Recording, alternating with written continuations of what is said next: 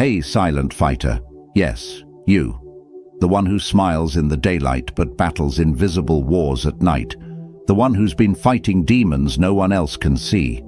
You've been strong for too long, and now your mind feels like the enemy. There are two battles we face in life, one with the world and one within our own minds. And the truth is, the one inside your mind is the deadliest.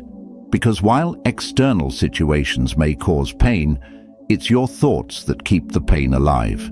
You can be sitting in a calm room with no enemies, no danger, and still feel fear, regret, anger, and shame. Why? Because the battlefield is in your head. You've probably had days where everything seems okay on the outside, but your mind won't stop attacking you. A single negative thought starts to grow like poison. I'm not good enough. I always mess things up. They don't really like me. These thoughts start small, but if you don't take control, they spiral and take over your identity. That's where Stoicism becomes a weapon. Ancient Stoics like Marcus Aurelius, Epictetus, and Seneca lived in hard times, wars, slavery, exile, betrayal. But they learned something that most modern people never realize. You cannot control the world, but you can always control how you respond to it. As Marcus Aurelius wrote in Meditations, you have power over your mind, not outside events. Realize this, and you will find strength. Let that sink in. You don't have to be rich. You don't have to be perfect. You don't have to control every situation. You just have to learn how to respond instead of react. You're not your negative thoughts. You're the observer of them. And if you're the observer, that means you can choose how long they stay. This video is not for someone who wants to feel good for 5 minutes. This is for the warrior who's ready to stop living under the weight of their own mind. This is for the person who's tired of the voice that says, "You're not enough." In the next 7 chapters, we will break down the most brutal mental traps that feed your negative thinking and how Stoic philosophy gives you the exact tools to destroy them. So don't just watch this video, study it. If you want peace, clarity, and inner strength, don't skip any part. Each section builds on the last. Before we begin, I want you to drop this affirmation in the comments. I am stronger than my negative thoughts. Like this video, share it with someone you care about. Subscribe if you're serious about inner growth. And now, let's kill the negative thoughts, one Stoic truth at a time. Number 1, you are not your thoughts. Let's begin with the most important truth. You are not your thoughts. This might sound strange at first because we've been raised to believe that every thought we have is somehow us. But take a moment and think. How many random, scary, weird, or painful thoughts pass through your mind in a day? If all of those were you, then you'd be changing identities every minute. Stoicism teaches a deep but simple idea. The mind has 2 parts: what happens and how you respond to it. Negative thoughts will come. That's normal. What matters is what you do with them. Epictetus once said, "It isn't events themselves that disturb us, but our opinions about them." This means even if a painful thought enters your mind, "I failed," "I'm ugly," "they left me," that thought only becomes suffering if you believe it. Otherwise, it's just noise. Let's say you see a dark cloud in the sky. You don't run screaming just because it might rain. You look at it, prepare if needed, and move on. That's how you must treat your negative thoughts. Acknowledge, detach, let go. The problem is, most people let a thought become their identity. I thought something anxious, so I must be an anxious person. I had a negative thought about my relationship, so it must be over. Nah, thoughts are not facts. They are suggestions, not commands. Think of your mind like a radio station. Just because a song plays doesn't mean you have to dance to it. Learn to change the station. A great exercise from the Stoics is writing down your disturbing thought on paper. and questioning it like a judge. Ask, is this 100% true? What's the evidence? What would Marcus Aurelius say about this? Will this matter in 5 years? By the end, you'll often realize that your thought had no real weight. It just felt heavy. Another tool, label your thoughts instead of owning them. Don't say, I'm a failure. Say, I'm having a thought that I failed. That creates space, and in that space you get power. Remember, you are not your thoughts. You are the sky. Thoughts are just clouds. Number 2, stop arguing with reality. One of the deepest roots of negative thinking is this: resisting what already is. You don't suffer just because something bad happened. You suffer because your mind keeps saying, this shouldn't have happened. A breakup, a betrayal, a lost opportunity. We tell ourselves it wasn't supposed to go like this, and that resistance becomes mental torture. But the Stoics taught something powerful. Pain is guaranteed, but suffering is optional, and suffering begins when we start arguing with reality. Epictetus put it perfectly. Do not seek to have events happen as you want them to, but instead want them to happen as they do happen, and your life will go well. Now, this doesn't mean you should celebrate pain or pretend things are fine. What it means is, stop wasting energy trying to undo the past or rewrite what's already real. If it happened, it happened. Accept it. Then decide what to do next. Think about this.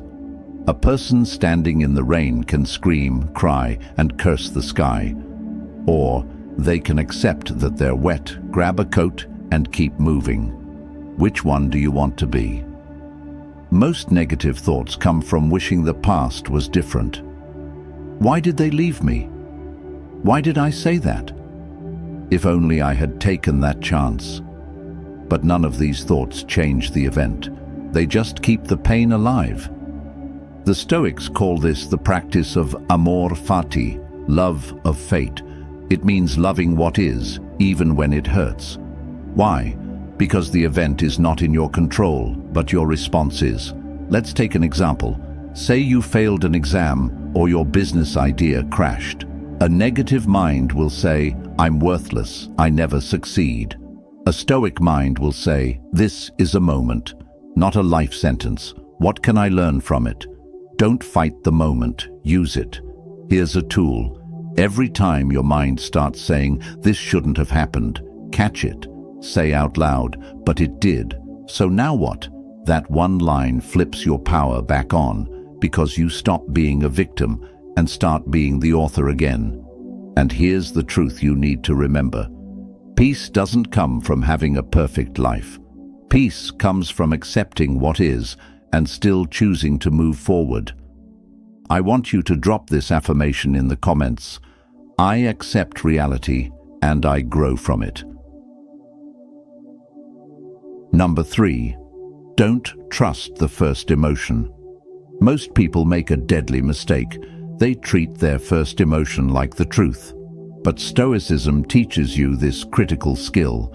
The first feeling is not final wisdom. Anger, fear, jealousy, sadness, these are reactions. And reactions are usually loud, messy, and irrational.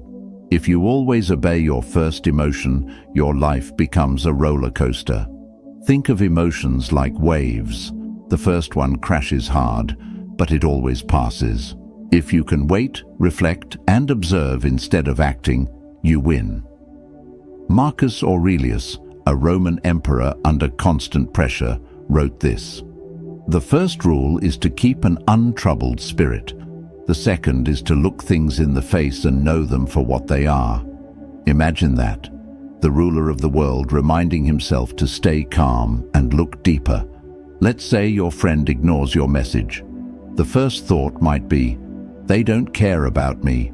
But if you wait an hour, maybe you find out they were busy or sick or just forgot. If you acted on the first emotion, you might have ruined a good friendship. Here's the practice. When a negative emotion hit, pause, name it.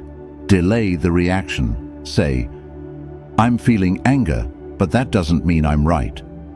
I'm feeling fear, but that doesn't mean I'm in danger. I'm feeling jealous, but that doesn't mean I'm less. Your emotions are signals, not orders. Another Stoic technique, the view from above.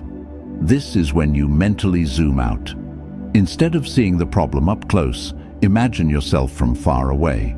Imagine you're looking at your life from space. Suddenly, that embarrassing moment or angry argument seems small. It gives you perspective, and perspective kills unnecessary pain. Also, practice this line, let me wait before I react. That small sentence has saved careers, marriages, friendships, and most importantly, your peace. And remember, you are not weak for feeling emotions. You are wise when you don't let them control you. I want you to drop this affirmation in the comments. I pause. I choose.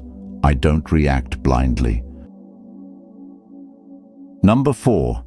The stories you tell yourself are creating your pain. Most of the time, it's not the situation that breaks you. It's the story you tell yourself about it. You get rejected, and the mind says, they never liked me. I'll always be alone. You make a mistake at work, and the mind says, you're a failure. You're not capable. This is the trap.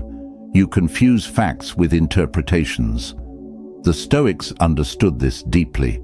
That's why Marcus Aurelius wrote, if you are pained by any external thing, it is not this thing that disturbs you, but your estimate of it, and this you have the power to revoke at any moment. Let's pause and unpack that. It's not the rejection, the silence, the failure, or the delay that hurts most. It's the meaning you add to it.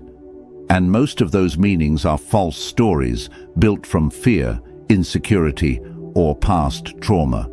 Your boss gives you a short reply. You assume they hate you. A friend doesn't invite you. You assume you're not valued. You didn't get the result you wanted. You assume you'll never succeed. But what if none of that is true? One of the most powerful tools to kill negative thinking is to separate the event from the story. Here's how you do it. 1. Write down what happened. Just the raw fact. My message wasn't replied to for 2 days. 2. Now write down the story your mind is telling.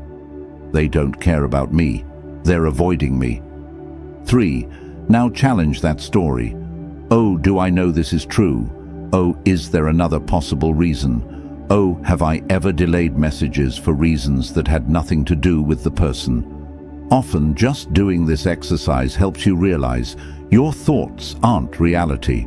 Here's the Stoic mindset. Bad things happen, but they don't define you. You define the meaning of what happens, and in that power, you shape your emotional world. Use your mind to heal, not hurt. Your brain is a storyteller, but you are the editor, and a wise editor doesn't let false stories go to print. So, the next time your thoughts spiral, pause, investigate, and rewrite. Because you are not the pain. You are the author rewriting the page. I want you to drop this affirmation in the comments. I control the story. I choose peace over panic. Number 5. Your environment feeds your inner dialogue. Let's be brutally honest. Your surroundings affect your thinking. And most negative minds are not born. They're built by toxic environments. The people you spend time with, the content you consume, the habits you repeat, all of these are feeding your inner voice. And if you're surrounded by noise, drama, chaos, and pessimism, your mind will reflect that chaos. Seneca, one of the wisest Stoics, warned, associate with people who are likely to improve you. Welcome those whom you yourself can improve. This wasn't just about friends, it was about mental hygiene. If your mind is like a garden, who are you letting plant seeds in it? Let's break it down. Negative people. If you're constantly around people who complain, gossip, or belittle others, you start picking up their mindset. Your brain mimics what it hears most. Toxic social media. If you scroll through content that triggers insecurity, anger, or shame, your mind becomes addicted to low-vibration thoughts. Chaotic spaces, a messy room, cluttered desk, or loud home can amplify stress and kill clarity. The Stoics lived with simplicity and order because they knew chaos outside leads to chaos inside. Here's a truth that hurts. You can't kill negative thoughts while feeding them every day. So start doing an environment detox. Ask yourself, who makes me feel drained versus who makes me feel calm? What content am I watching? Does it inspire me or make me feel worse? Is my space helping me think clearly, or is it adding to my stress? The Stoics weren't just focused on philosophy, they were focused on structure, simple routines, clean surroundings, meaningful conversations. They knew that external discipline created internal stillness. Try this challenge. Spend 7 days without gossip, drama, or negative scrolling. Clean your room. Unfollow accounts that fuel comparison. Spend time with people who actually want to grow. You'll be shocked how much quieter your mind becomes, not because the thoughts magically disappear, but because you've stopped feeding the storm. Number 6. You're tired, not broken. Sometimes your negative thinking doesn't mean something's wrong with you. It just means you're tired, not just physically, but emotionally, mentally, and even spiritually. And when you're tired, everything feels worse than it actually is. You misread texts, you overthink decisions, you assume people are against you. Your mind becomes a storm not because you're weak, but because you're drained. The Stoics understood this deeply. They didn't just talk about mindset, they talked about preserving your energy. Marcus Aurelius reminded himself, if you are distressed by anything external, the pain is not due to the thing itself, but to your estimate of it, and this you have the power to revoke at any moment. But how do you revoke that pain if you haven't slept, haven't rested, haven't taken time to be still? Too many people try to think their way out of a storm, but what they need is recovery, not more thoughts. Negative thinking gets louder when you're sleep-deprived, you haven't eaten well, you haven't exercised in days, you're overexposed to noise, social media, and pressure, you haven't taken time alone. You don't need to fix your mind every time. Sometimes you just need to give your nervous system a break. Stoicism is not about being a robot. It's about being rational and responsible with your energy. Even Epictetus, who taught discipline, reminded students, it is impossible for a man to learn what he thinks he already knows. If your mind is full, tired, and overwhelmed, you won't learn, grow, or think clearly. So, give yourself this gift. Sleep early tonight. Take a 20-minute walk outside without your phone. Say no to one thing that drains you. Write down your worries and then step away from them. You're not broken, you're just overrun. Stop treating exhaustion like weakness. Treat it like a signal. It's time to rest. It's time to refill. Negative thoughts often vanish, not because you beat them, but because you stopped running on empty. I want you to drop this affirmation in the comments. I am not broken, I am just resting. Number 7. Gratitude kills negativity. This one might surprise you. Gratitude is not just positive thinking, it's a weapon, a powerful one that destroys the roots of negative thought. Why? Because gratitude forces you to see what's real, not just what's missing. When your mind is stuck in negativity, it creates a tunnel vision. Nothing is working out. Everyone is better than me. Life is unfair. But the moment you name what's going right, that tunnel starts to crack open. Seneca wrote, "It is not the man who has too little, but the man who craves more, that is poor." Most negative thinking is rooted in lack, a feeling that you are missing something, but gratitude reminds you, You already have so much. And this isn't about ignoring problems, it's about balancing your perspective. In your lowest moments, ask, what am I taking for granted right now? What do I have today that I once wished for? Who do I still have around me? Write it down, one line. That's all it takes to start shifting. Let's say you feel lost in your career. That's real, but maybe, just maybe, you're healthy, safe, fed, and learning. Your relationship is struggling, but maybe you've discovered your own strength, boundaries, and self-worth. Gratitude is not a fake smile. It's not pretending everything is okay. It's looking life in the face and saying, yes, this hurts, but I still choose to see what's here. Here's the deeper truth. Negative thinking grows in the soil of forgetfulness.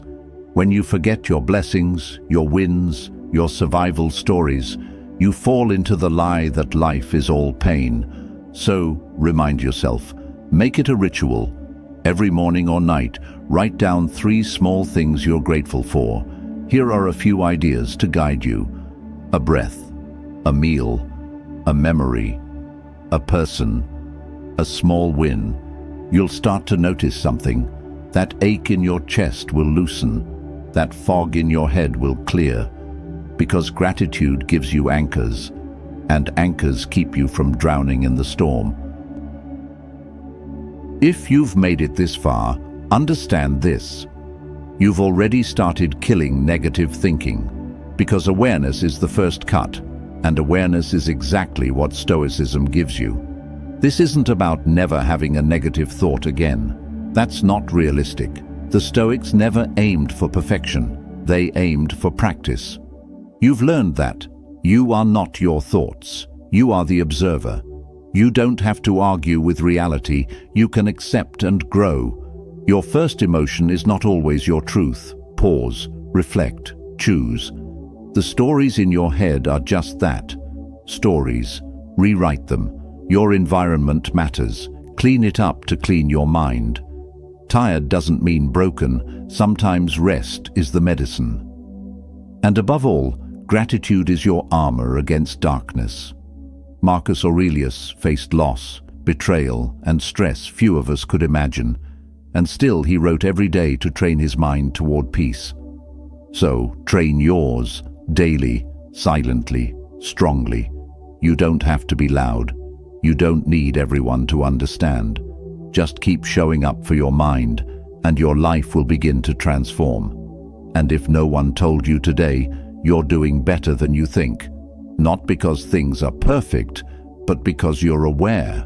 And from awareness, everything can change. This is how you kill negative thinking, not with force, but with daily clarity, inner silence, and stoic power. If this video helped you, like it to help more people see it. Comment your favorite point or quote. Share this with someone who needs peace. And subscribe, because we are building a stoic mind together. Final affirmation for the comments. My mind is my strongest weapon.